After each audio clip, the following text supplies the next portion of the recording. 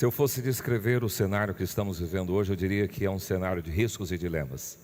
Nós estivemos pensando sobre isso como equipe ministerial e pensando em algumas áreas que a gente tem sido provocado. Por exemplo, com a pandemia a gente ouviu que algumas pessoas cresceram financeiramente absurdamente, algumas pessoas foram beneficiadas com isso. Em contrapartida, outros estão passando algumas dificuldades. Então, como viver com a riqueza e com a pobreza? Como viver com a desigualdade social?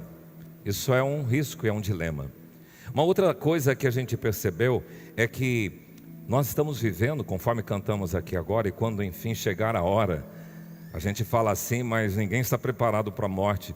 E nós temos vivido cada dia com enfermidade e luto, e nós precisamos lidar com isso. Isso é um grande dilema e um risco que você e eu estamos submetidos.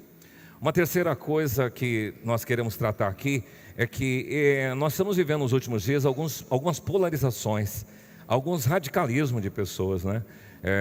Por exemplo, questão racista, a questão econômica, a questão política. Nós temos pessoas dando palpite em tudo e as pessoas estão às vezes sendo usadas como massa de manobra, e isso traz uma certa preocupação, uma inquietação, e é um risco e um grande dilema que a gente vive. E uma outra coisa que nós queremos abordar nessa série tem a ver com entretenimento, que as pessoas estão tão distraídas com tantas coisas boas que a vida tem para fazer, e tem gente que tem uma casa super legal, tem vários aplicativos, tem a TV a cabo, e as pessoas acabam se envolvendo nessas coisas, e tem lugar para ir, todo final de semana tem dinheiro para ir para um hotel, para ir para algum lugar, e as pessoas estão na diversão, no entretenimento e se distanciando de Deus. Então isso é um risco e dilema. Por que a gente usou a palavra risco? Por causa das ameaças e dos perigos que esse momento traz. E dilema porque também tem escolhas que você tem que fazer, e isso se torna algo difícil e algo de impasse para muitas pessoas. Então a gente quer pedir licença para vocês para abordar esses assuntos que a gente entende ser sensíveis. Nós entendemos que esses assuntos também são controvertidos e às vezes podemos ser mal interpretados. Portanto, o que a gente quer é que você esteja antenado, porque apesar de serem assuntos assim controvertidos, são assuntos oportunos para que a gente como igreja esteja preparado para tratar. E eu vou confessar para você, por exemplo, essa abordagem de hoje, ela foi muito trabalhosa, e eu vou ter um grande desafio hoje, que é falar tanta coisa num tempo muito exíguo e muito curto. Mas a gente quer dar para você uma visão bíblica, a gente quer informar você de como as pessoas das Escrituras se comportaram, como essas pessoas agiram e como Deus nos instrui para agir diante desses dilemas que envolvem a enfermidade, o luto, a desigualdade social, o radicalismo e entretenimento. Quero convidar você então para ler o texto de Provérbios 30, versículos 7 a 9. É uma palavra de Salomão e eu queria que você acompanhasse esse texto bíblico que diz o seguinte: duas coisas te peço, não mas negues antes que eu morra. Afasta de mim a falsidade e a mentira. Não me des nem a pobreza, nem a riqueza. Dá-me o pão que me for necessário, para não suceder que, estando eu farto, te negue e diga: quem é o Senhor? Ou que empobrecido venha a furtar e profane o nome de Deus. Classes sociais. A classe social é um grupo dentro de uma comunidade, dentro de uma sociedade, que se diferencia dos outros em decorrência de características econômicas, políticas e culturais. No capitalismo, o principal critério para fazer a classificação social ou a estratificação social tem a ver com o aspecto econômico. Mas pode ser observado também outros aspectos, por exemplo, de mentalidade, de influência, de interesses e de escolaridade. Quando se fala em conceito social, não tem como a gente fugir do século XIX, quando surgiu Karl Marx. Karl Marx, ele era um sociólogo, um filósofo, e ele começou a elocubrar, pensar sobre isso, e como economista, ele começou a estudar o fenômeno das classes sociais, e justamente num período de revolução industrial, e ele começou a pensar que a classe social é dividida em dois grandes segmentos, em dois grandes grupos: a burguesia e o proletariado. Sendo que a burguesia são os donos do meio de produção, são os detentores do poder, são os ricos, são os poderosos. E o proletariado são o braçal, são as pessoas que trabalham e são exploradas pela burguesia. Então, para muitos, a classificação social é consequência do capitalismo. Mas num outro conceito sociológico, e eu queria desafiar você a perceber isso, que o IBGE, por exemplo, ele vai classificar não só em burguesia e proletariado, mas eles vão classificar em classe A, vamos pensar em classe B, C, D e E. Quais são os critérios que eles utilizam para identificar a classe social? Eles vão usar, por exemplo, o IBGE, o rendimento monetário, vão utilizar o número de pessoas que vivem no mesmo domicílio, vão pesar o tamanho, o metro quadrado da casa onde residem, vão pesar a água e o esgoto, se tem encanada e se tem coleta de esgoto, se tem número de equipamentos eletrodomésticos que aquela residência possui, o número de veículos e automóveis e o grau de escolaridade daquele grupo que reside naquela casa. Mas a renda familiar é a maneira mais fácil para definir esses padrões. Interessante pensar que a Índia, que é um grande país, ela tem uma religião hinduísta muito forte, e o hinduísmo ele divide a classe social, ela estratifica por castas, e são N castas. E é interessante que essas castas acabam sendo opressoras, porque as pessoas não podem pular e subir de uma classe para outra. E lá eles vão falar que os grandes, os brahmanes, por exemplo, são os professores intelectuais, até chegar os shudras, que fazem todos os trabalhos braçais. Mas as castas foram divididas em cerca de 3.000 e 25.000 subcastas. É uma loucura ser indiano dentro dessa classificação social. Mas o que eu queria salientar é que as classes sociais, a subdivisão, elas vão considerar aspectos econômicos, aspectos políticos, aspectos também culturais e religiosos. Agora, se existem as classes sociais, fatalmente vai acontecer a desigualdade social. E aqui, como fazer? Como eu viver dentro de uma classificação social que talvez não seja a melhor e a mais agradável para mim? Como me comportar dentro desse contexto de grandes segmentações sociais? Revoltar-se? Rebelar-se, participar dos movimentos combatentes, ser oposição, ou adotar uma postura de conformidade, de passividade e deixar a banda tocar? Será que Salomão, ciente desta problemática, como ele diz, e ele faz então um pedido que considera para mim 3 coisas importantes que são objetos do nosso tratamento nesta noite. Quais são? A riqueza, a pobreza e o necessário. Vamos dizer comigo? A riqueza, a pobreza e o necessário. Não me des nem a riqueza nem a pobreza, me dê o necessário, é o pedido que ele faz. Então eu não vou me atrever a tratar com vocês sobre política ou programas para combater a desigualdade social, muito menos discutir socialismo, comunismo e capitalismo. A propósito, eu não creio que nenhum desses sistemas são soluções para o problema da humanidade. A solução não está no modelo, a solução está no coração do homem perverso. Se esse homem se encontrar com o Senhor Jesus e fazer uma transformação interior, esse problema que a gente chama de endêmico, que está encalacrado dentro da vida humana, só pode ter mudança, metamorfose, metanoia, com a ação do Espírito Santo nesse coração humano corrompido. Então nenhum programa pode trazer solução, a não ser Cristo dentro de nós, que é a esperança da glória. Portanto, vamos ver o que a Bíblia diz sobre essas 3 coisas. Em primeiro lugar, sobre a riqueza. As classes sociais, de acordo com o nosso sistema, são subdivididas assim. Em classe A, 3% da população brasileira, isso é um dado estatístico de 2016, foi o mais atual que eu achei. A classe B em 13,6% da população, classe C 27% e classe D e E 56,4%. A classe A são aquelas pessoas que ganham mais de 15 salários mínimos. A classe B de 5 a 15. Classe C de 3 a 5. Classe D de 1 a 3. E classe E até um salário mínimo. Pois bem, se você for olhar de uma forma mais abrangente, você vai perceber que existem aqueles que estão na miséria, aqueles que estão na pobreza, e aqueles que fazem parte da classe média, e aqueles que fazem parte da classe alta. Mas sabe que esse negócio é tão infinito, porque só na classe alta, por exemplo, vocês vão encontrar os milionários, os multimilionários, os bilionários e os trilionários.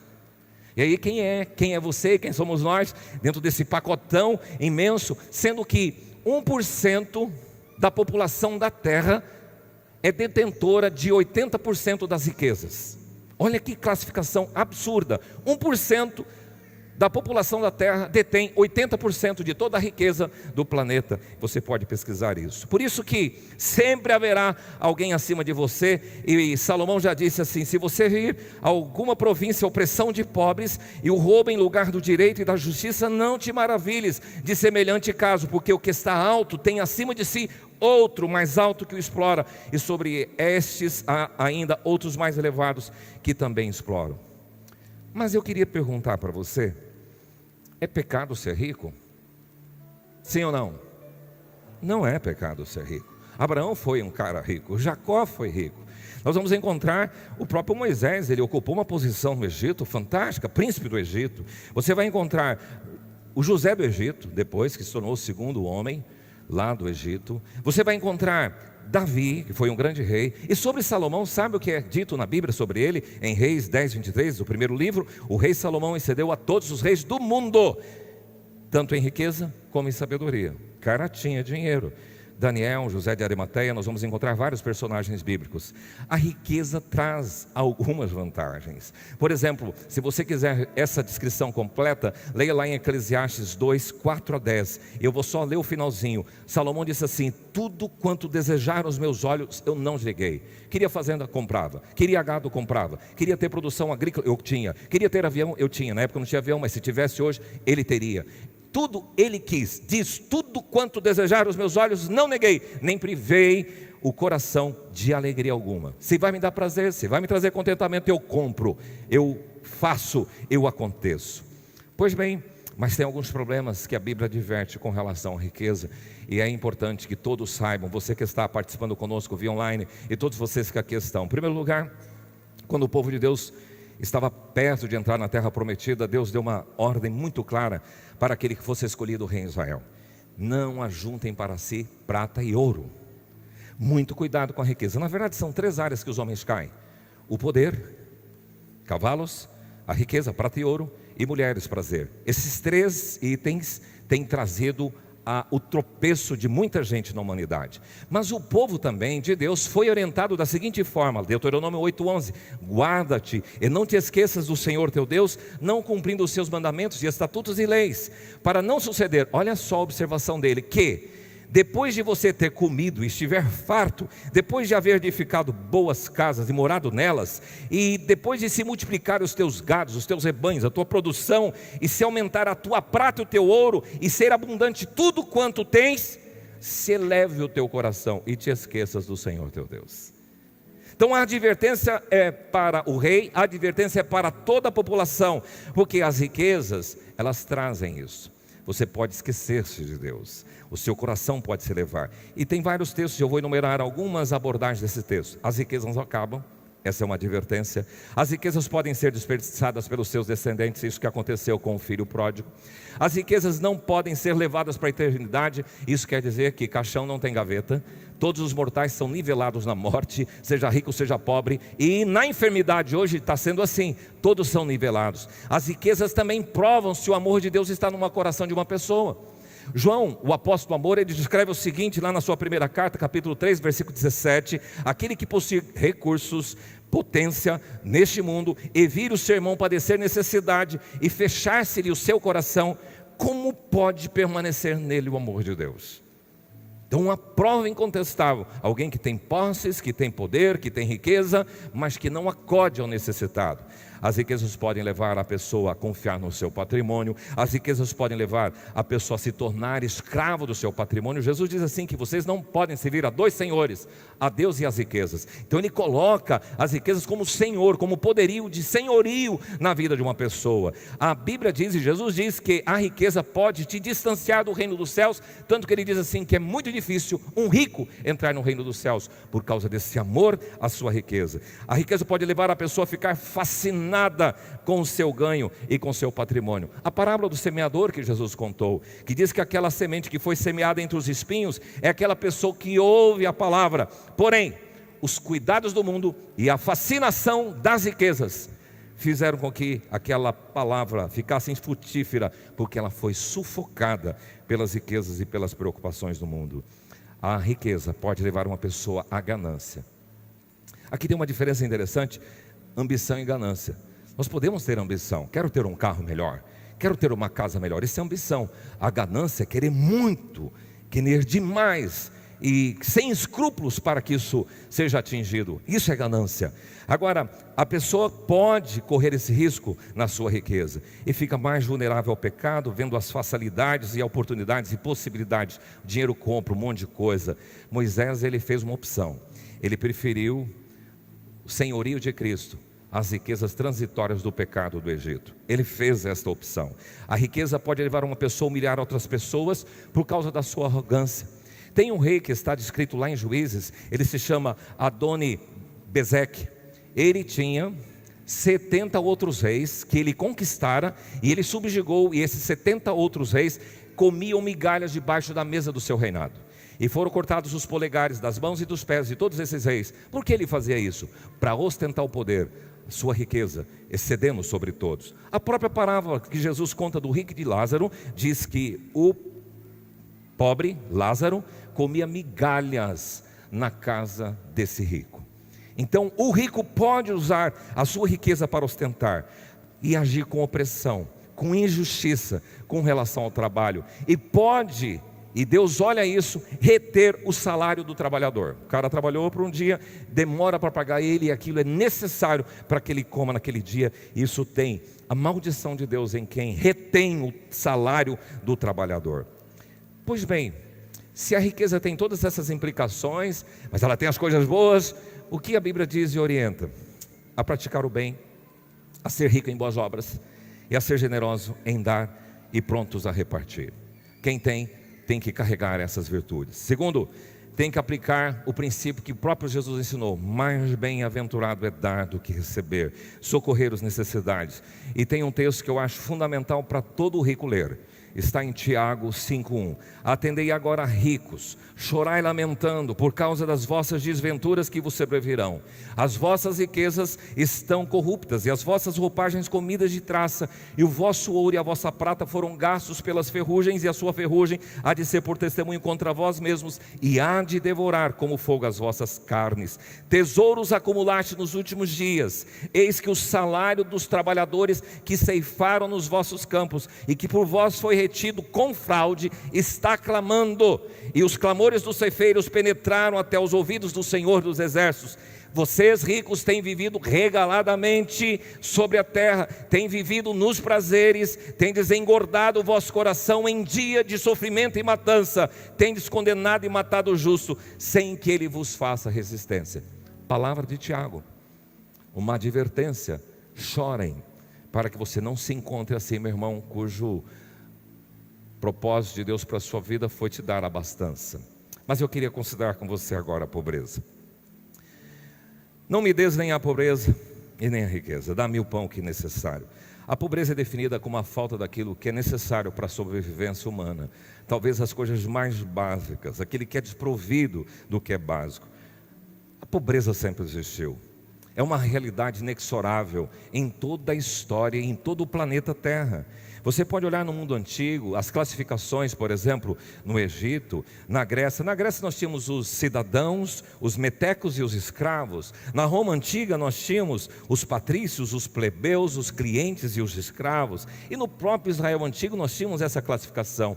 Havia uma preocupação tão grande com Deus, com os pobres, mesmo dentro do povo de Israel, que eles tinham algumas leis que os protegiam. Por exemplo, quando o rico ia colher no seu campo e as espigas caíssem, não poderiam pegar as espigas. Essas espigas eram para os pobres recolherem.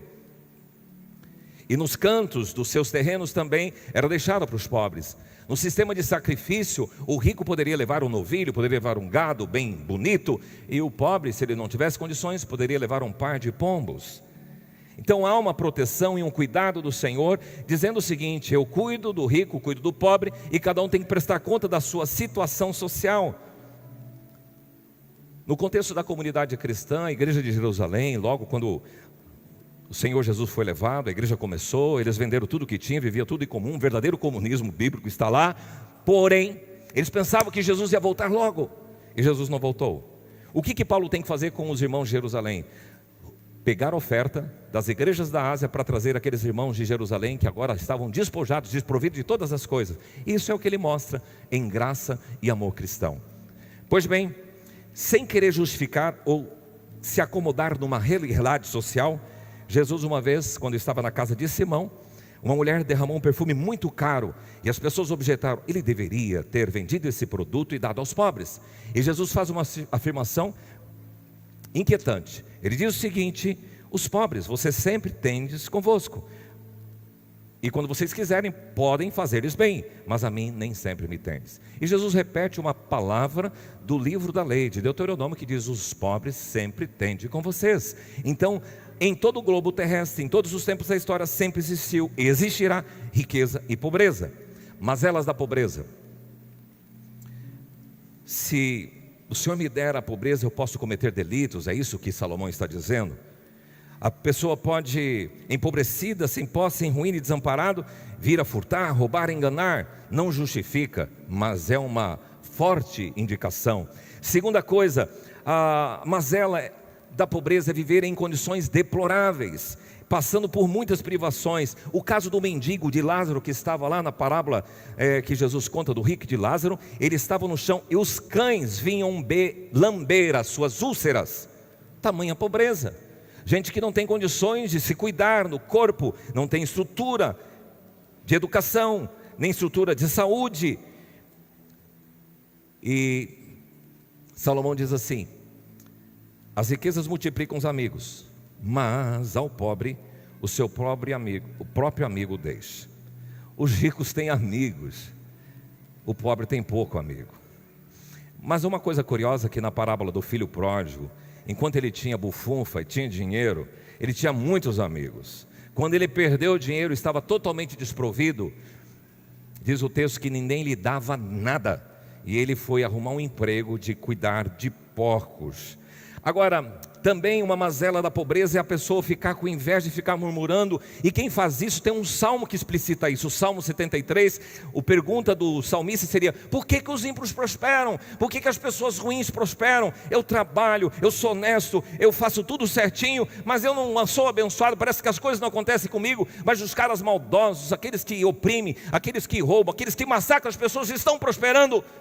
E ele faz essa pergunta para Deus. Deus permite ele fazer essa pergunta, mas no Salmo você vai perceber que ele vai dizer assim: então atinei para o fim destes que assim usam de vários subterfúgios para chegar no pódio. Então as mazelas são muitas para a pobreza. Alguém já disse, próprio Salomão, que a única vantagem que o pobre tem com relação ao rico é descrita lá em Provérbios 13:8. Com as suas riquezas se resgata o homem, mas ao pobre não ocorre ameaça. O pobre não corre o risco de ser sequestrado, que não tem com quem pagar. É isso que Salomão está dizendo aqui. Agora, eu queria até fazer uma afirmação aqui, porque eu tive duas pessoas que me perguntaram nessa manhã, depois das mensagens, se a pobreza é uma coisa decorrente da improdutividade de uma pessoa. Eu diria que não. Porque eu conheço muita gente produtiva que trabalha e que as coisas não acontecem tanto, mas elas podem melhorar. E uma segunda pergunta é o seguinte: será que, pastor, falando sobre isso, as pessoas não podem se acomodar na sua pobreza? Não é essa a nossa proposta, porque vocês vão ver que eu tenho instigado. E aqui vem a ação de enfrentamento contra a pobreza. Primeiro, acreditar na força do trabalho. Salmo 128 diz assim: do trabalho de tuas mãos comerás e tudo te irá bem. Então, meu amigo, se você quer sair da pobreza, trabalhe. Eu sou exemplo disso com a minha família. Eu conheço a vida do meu pai lá na Bahia, o interior, e o que eles passaram. Nós tivemos geladeira quando eu tinha 12 anos de vida. Nós tivemos carro depois. Meu pai nunca teve carro, teve uma vez lá e depois teve que vender. Nós andávamos muito a pé. Então a nossa história vem disso daí, mas só que nós sempre acreditamos no esforço e no trabalho, e é isso que a Bíblia ensina. A própria mulher virtuosa, dia da mulher, um presente para você de Provérbios 31:27. A mulher virtuosa atende ao bom andamento da sua casa e não come o pão da preguiça. Então, se você quiser fazer um enfrentamento à pobreza, você tem que trabalhar. Segunda orientação: faça tudo bem feito, porque Provérbios diz assim: você viu alguém que é perito, que é caprichoso naquilo que faz, entre os reis, entre os melhores será colocado. E assim a gente vê isso confirmando na história. E tem outra forma de você enfrentar. João Batista estava pregando no Rio Jordão: arrependei-vos, e muita gente de Jerusalém veio ter com ele, religiosas, e tinham os soldados romanos. E eles perguntaram assim para João Batista: o que a gente deve fazer? E ele disse assim: quanto a vocês, contentem-se com o vosso soldo. Estavam reclamando do salário. E João Batista: aprendam a viver contentes com o que você tem. E tem muita gente que então está na pobreza e está reclamando: porque eu ganho pouco. Meu irmão, trabalha com aquilo que você tem. E tem gente que diz assim: olha, eu estou ganhando pouco, vou sair daqui, vou arrumar um emprego melhor. Melhor um passarinho na mão do que dois voando. Como é que você vai sair de um lugar que você tem a sua provisão batidinha ali, contadinha, para se aventurar na história? Então é importante ter essa consciência de enfrentamento à pobreza. Ajuste o seu orçamento a não entrar em dívidas, é isso que a Bíblia diz. E aqui entra o meu avô Moisés antigo, que dizia assim: trabalhe hoje para comer amanhã, e não coma hoje para pagar amanhã. Tem muita gente que usa o cartão de crédito de forma irrestrita, paga juros altíssimos e não consegue administrar a sua vida. Isso é uma outra matéria, que é gestão, mordomia, e o curso CRAU pode ajudar você. Mas é uma forma de ação contra a pobreza. Confie nas promessas de Deus, outra forma de enfrentamento à pobreza, porque Deus é quem diz. Salmo 37, 25, olha o que diz: fui moço e agora sou velho, porém jamais vi o justo desamparado, nem a sua descendência a mendigar o pão. Pode ser pobre, mas Deus vai dar a provisão. Eu confesso a vocês que muitas tardes na minha infância eu queria comer um pão francês seco e não tínhamos. E às vezes quando vinha a mortadela no meio, era festa.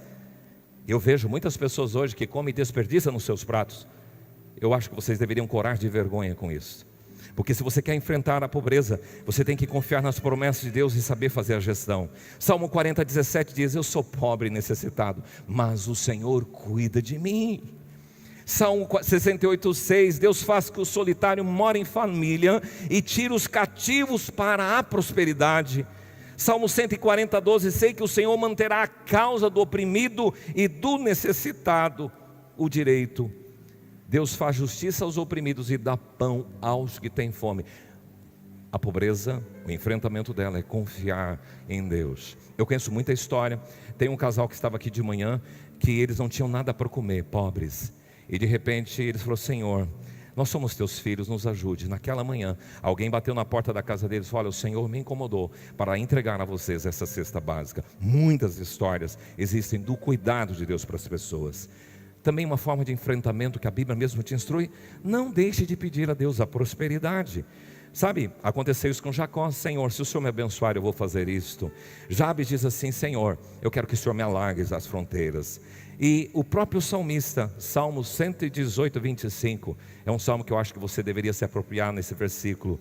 Salva-me, Senhor, eu te peço, Senhor, concede-nos prosperidade. Deus é dono de toda a riqueza. Você sabe diferenciar prosperidade de riqueza? Vou ajudar vocês a pensar.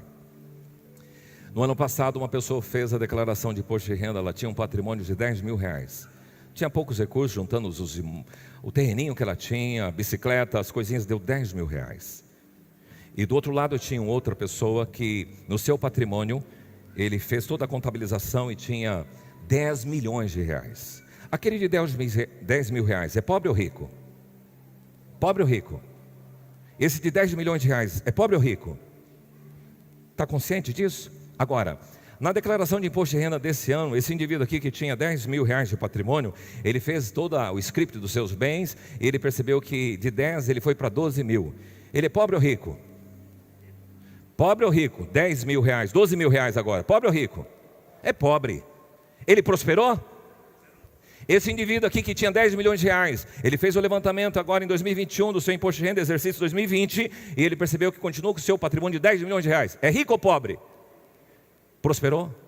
Não. Então há uma diferença entre riqueza e prosperidade, e Deus, você pode pedir ao Senhor a prosperidade. Mas em terceiro e último lugar, Deus, não me dá riqueza para que eu não venha te esquecer. Não me dá a pobreza para que eu não venha a furtar e a defraudar o teu nome. Me dá o necessário. Jesus ensinou de uma forma muito singela a sua oração, dizendo: o pão nosso de cada dia nos dá hoje. Eu sei que quando se fala em previdência, a nossa preocupação é com todo o nosso futuro. Eu sei que você deve fazer previdência, e até vou dizer outro: você deve fazer o Pax. Tem muita gente que deixa para fazer isso depois, quando morre alguém. Você vai ver quanto que custa um caixão. e fazer um sepultamento. Então, já uma dica para enfrentamento do luto e da dor: prepara-se para o Pax. Uma vez veio uma pessoa, muitos anos atrás, vender esse produto. Era uma pessoa meio cadavérica, muito esquisito, homem. Falou: vim vender para o senhor o Pax. Eu falei: nossa, que estranho. Falei: mas a minha sogra quer. E ele foi bater lá na casa da minha sogra. Eu vim pedir para a senhora, o seu genro pediu para a senhora comprar um Pax. Ela quase me matou por causa daquele homem, por causa dessa história. Mas é prudência. Você precisa trabalhar assim. Mas o pão de cada dia, o maná de cada dia, Deus sempre vai dar. E eu quero o necessário, e Deus não falta, irmãos. A IPI de Dourados é prova disso. Nesse período de pandemia, todas as necessidades, recursos para a construção do nosso projeto têm cumprido, pingado certinho. Quem fez isso? Deus. Quem Deus levantou? Absurdamente gente em tudo quanto é lugar. Tenho visto. Uma vez ligou uma pessoa de fora: pastor, eu sou pai de uma pessoa que frequenta a sua igreja, o senhor fez o casamento da minha filha, papá, e eu quero doar tanto saco de cimento para a igreja. Não é da igreja, gente de fora. Esses dias recebemos uma oferta do irmão, que é de um projeto lá de cima com Cristo no Cerrado. Ele vem mandar uma oferta para a igreja. Deus levanta essas pessoas, porque Deus está comprometido. E aqui entra um princípio que Paulo ensina: aprendi a viver contente em toda e qualquer situação, tanto sei estar humilhado, como também ser honrado. De tudo em todas as circunstâncias já tenho experiência, tanto da fartura como de fome, da abundância como de escassez. Tudo posso naquele que me fortalece. Meu amigo, nós devemos ter contentamento com o que Deus nos deu. Não é aqui conformismo, é diferente. Eu sou pobre, pobre de marré. Não, não sou. Eu sou uma pessoa pobre e Deus me deu força, e eu vou melhorar, e Deus vai me fazer prosperar, porque eu estou contente com o jeito que estou. Mas se Deus me der mais, eu vou vibrar. É isto que o cristão deve tratar na sua vida. E aí eu quero convidar você a seguir o modelo de Jesus Cristo, porque o modelo de Jesus nos ensina assim. Sabe o que Paulo escreve acerca de Jesus? Ele, sendo rico, se fez pobre por amor de nós. Cristo, o Filho de Deus, é rico. Cristo, nascido de Maria, é pobre. Então o modelo de Jesus é saber ter essa dinâmica, e ser rico e ser pobre, para ele indiferente. A postura dele na riqueza e a postura dele na pobreza é que vai fazer a singularidade da pessoa. E aí Jesus me ensina a não tratar ninguém com discriminação. Estava agora de férias lá em Florianópolis com o filho, e nós fomos num hotel, num restaurante, num resort muito chique lá. Mas tinha um jeito de você entrar só num restaurante para se alimentar. Mas nós percebemos que entramos lá e tinha algumas pessoas do condomínio que olharam para a gente assim: essa gentalha entrando aqui nesse condomínio. E essas pessoas às vezes fazem assim, só que não podem tratar as pessoas com discriminação. O contentamento leva as pessoas a serem tratadas com amor, como Jesus lidou. Jesus não incitou a revolta. Vocês estão sendo oprimidos pelos romanos, vocês estão sendo massacrados pelos romanos, levantem-se, armas em punho e vamos guerrear. Jesus nunca foi assim. Ele foi pacificador e viveu de forma humilde. Nasceu em Belém da Judéia, numa pequenina cidade. Era despojado, não tinha muita coisa, muitos sapatos, muitas roupas. Jesus, ele era humilde e entrou em Jerusalém não montado num cavalo fogoso e branco, mas ele entrou num simples e humilde jumentinho. Jesus pediu um cenáculo emprestado para fazer a ceia com seus discípulos, e o lugar onde Jesus foi sepultado era emprestado. Ele tratou a todos sem distinção. Ele foi até os pobres. Ele chegou em Galileia, na periferia, nos bairros, e se acotovelou com aquelas pessoas. Mas curiosamente os ricos vinham até Jesus. E o ensino era demonstrar amor, ser generoso, pensar nos outros, ser benevolente com as pessoas pobres e tratar bem os pobres. Como é que você age nesse cenário de risco e dilema de desigualdade social? Eu quero ensinar a igreja a se comportar, porque tem muita gente aí que é rica e pecando bastante. E tem muita gente que é pobre e pecando bastante, se comportando de forma equivocada. O que nós queremos advertir você é uma postura sensata, prudente e bíblica. Essa semana eu vi uma frase vinculando nas redes sociais de uma pessoa cristã e liderança de comunidade. O dia que todos os trabalhadores tiverem a consciência de que são explorados e que possuem forças para reverter essa situação, daremos início a uma revolução. Eu lamentei quando vi isso. Falei, não pode surgir da boca de um homem que se diz homem de Deus esse tipo de coisa. Não está isso na Bíblia. Está na Bíblia. Eu peço ao Senhor uma coisa: não me dê nem a riqueza e nem a pobreza, nem a riqueza para que eu não venha te esquecer do Senhor e a defraudar o teu nome, nem a pobreza para que eu não venha furtar. Me ajude, Senhor, a viver com contentamento com aquilo que o Senhor me dá. Vamos ficar em pé. Se você, meu amado, tem uma condição de vida boa, muito cuidado. Se você tem uma vida muito restrita e apertada, muito cuidado. Se você tem até a falta do básico e o suficiente, muito cuidado. A sugestão é que você seja um rico que guarde os princípios da palavra, que saiba fazer o cumprimento dessas orientações da palavra.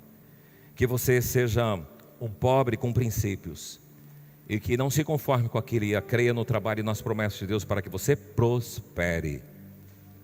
Aprenda a viver com aquilo que Deus te deu. Amado Deus, obrigado pela tua palavra. Que o Senhor possa destrinçar isso na mente e livra também de toda má compreensão desse recado. Porque eu sei que tem gente que diz: vocês são cabeça, vocês são cauda, vocês têm que governar, vocês têm que ser patrões. Mas quando eu olho para as Escrituras, nós temos que ser isso, se o Senhor nos permitir. Mas, Pai, como lidar com as desigualdades? Por isso eu quero pedir que o Senhor abençoe cada um para que saiba aplicar os princípios da tua palavra, em nome do Senhor Jesus. Amém. Você pode se sentar.